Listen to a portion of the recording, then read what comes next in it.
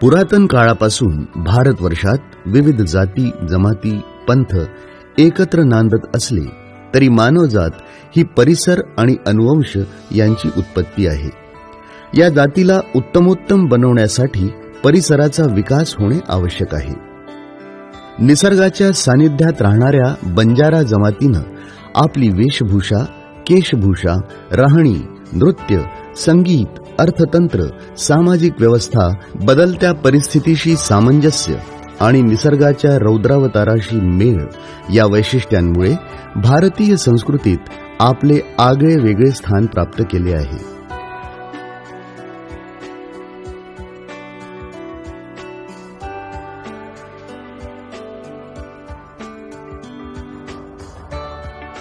ग्रामीण आणि आदिवासींशी संबंधित चर्चा आणि चिंतन करणारी अनेक पुस्तके मराठी साहित्यात प्रसिद्ध झाली आहेत. मात्र ज्या समाजाने सातत्याने राष्ट्र विकासात मोलाचे योगदान दिले त्या बंजारा जमातीकडे साहित्यिकांचे दुर्लक्ष झाले आहे.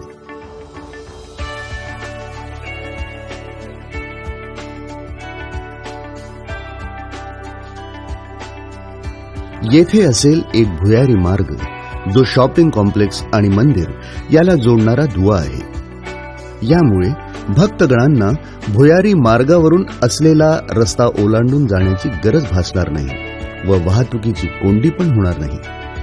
दुकान संकुलातून पूजा साहित्य घेऊन सर्वात आधी भुयारी मार्गाने भक्तगण श्री जगदंबा मातेचे दर्शन घेतील व नंतर त्याच मार्गाने परत आल्यानंतर संत श्री सेवालाल महाराजांचे दर्शन घेतील व त्यानंतर प्रशासकीय इमारतीत येतील. या ठिकाणाहून भक्तगण येथून 1.5 किलोमीटर अंतरावर असलेल्या थीम पार्कला जातील.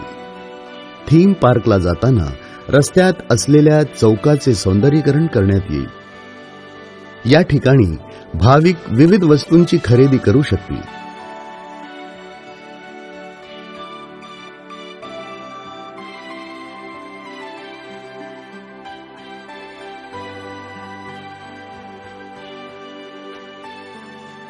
थीम पार्कमध्ये आल्यानंतर भक्तगण येतील पार्किंग प्लेसमध्ये.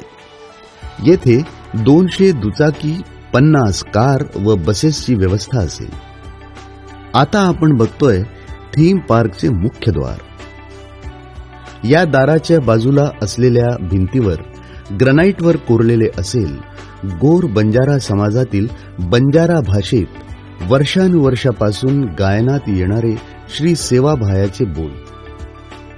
सर्वसामान्यांना समजण्यासाठी याचा मराठी आणि हिंदी भाषेत अनुवाद देखील केलेला असेल. प्रवेशद्वाराजवळ असेल तिकीटगृह, प्रतीक्षालय, उद्यान, प्रशासनिक विभाग, लॉकर रूम, प्राथमिक उपचाराची सोय तसेच उच्च दर्जाचे वॉशरूमची सुद्धा व्यवस्था असेल. आत प्रवेश केल्यानंतर दिसेल उत्तुंग असा पांढऱ्या रंगाचा गोर बंजारा समाजाचा ध्वज जो या थोर योद्धांच्या व संतांच्या पराक्रमाची गाथा सांगत डौलानं उभा असेल. आता आपण बघताय संग्रहालयाची 3 मजली वास्तू. या वास्तूचा आकार हा नगाऱ्याचा आहे. नगारा हे गोर बंजारा समाजाचे वाद्य असून याचा उपयोग विविध समारंभात होत असे. या वास्तूत असेल संत श्री सेवालाल महाराजांच्या वापरात असलेल्या वस्तूंचे प्रदर्शन व माहिती. बंजारा समाजातील विविध रीती रिवाजांवर आधारित शिल्पसृष्टी जी गोर बंजारा समाजाचे संस्कृती दर्शन घडवेल पहिल्या मजल्यावर असेल. तर दुसऱ्या मजल्यावर असेल गोर बंजारा समाजातील वापरात येणारे आभूषण जसे रिंग, बांगड्या, चुडी, बाजूबंद इत्यादी. सगळ्यात वरच्या मजल्यावर टेरेसवर असेल संत श्री सेवालाल महाराजांची 15 मीटर उंचीची बसलेली मूर्ती जी संत श्री सेवालाल महाराजांच्या अतिशय उच्च व्यक्तिमत्वाचे प्रतीक असेल.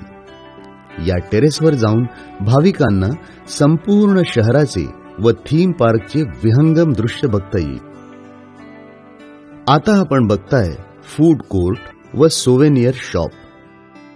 फूड कोर्टमध्ये गोर बंजारा समाजातील विविध खाद्यपदार्थ व व्यंजनांचा आस्वाद भक्तगणांना घेता येईल. सोव्हेनियर शॉपमध्ये मिळेल बंजारा समाजातील पोशाख, आभूषणे, अलंकार तसेच इतर साहित्य जे लोकांना खरेदी करता येईल. येथे वेगवेगळ्या प्रकारची प्रत्येकी 40 स्क्वेअर मीटरची 10 दुकाने असतील. आता आपण बघतोय ते आहे अँपी थिएटर. 1204 स्क्वेअर मीटर क्षेत्रफळ असलेल्या अँपी थिएटरमध्ये 500 लोकांची आसन व्यवस्था असेल. या ठिकाणी बंजारा विविध नृत्यशैली तसेच लोककलेचे दर्शन घडेल. येथेच असतील सुंदर संगीत कारंजे जे संत श्री सेवालाल महाराजांची महती सांगतील. आता आपण बघताय तांडा. तांडा म्हणजे गोर बंजारा समाजाचे लोक समूहामध्ये एका ठिकाणाहून दुसऱ्या ठिकाणी भटकंती करायचे व तंबूमध्ये वास्तव्यास राहायचे. त्याचा पुन्हा प्रत्यय येण्यासाठी या तंबू निवासाची व्यवस्था म्हणजे तांड्यांची व्यवस्था करण्यात येणार आहे. या ठिकाणी गोर बंजारा समाजातील राहणीमानाचा आनंद घेता येईल. याच ठिकाणी मध्यभागी असेल कॅम्प फायरची व्यवस्था. त्यासोबतच येथे घेता येईल तांगडा नृत्य, लेंगी यासारख्या लोकसंगीत व लोकनृत्याचा आनंद. या ठिकाणी गोर बंजारा संस्कृतीतील 12 तंबू निवासांची व्यवस्था करण्यात आली आहे.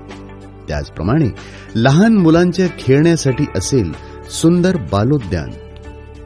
येथे निखळ आनंदाचे अनुभव आल्यानंतर विश्रांतीसाठी असणार आहे भक्त निवासाची व्यवस्था. आपण बघताय भक्त निवास. भक्त निवासात 100 4 चाकी व 250 दुचाकी पार्किंगची व्यवस्था असेल. भक्त निवास येथे एक भोजन कक्ष व मल्टीपर्पज हॉल असणार आहे. येथे एकाच वेळेस 500 भक्तांची जेवण्याची व्यवस्था असेल. भक्तांच्या राहण्यासाठी येथे असेल 5 भक्त निवास. 5 भक्त निवासात 135 खोल्यांची व्यवस्था व 3 समूह निवासाची व्यवस्था असेल. प्रत्येक समूह निवासात 10 लोकांची राहण्याची व्यवस्था असेल. येथे लाल विटांचे सुंदर बांधकाम करण्यात येणार असून मध्यवर्ती बगीचा 2440 चौरस मीटरमध्ये पण असणार आहे.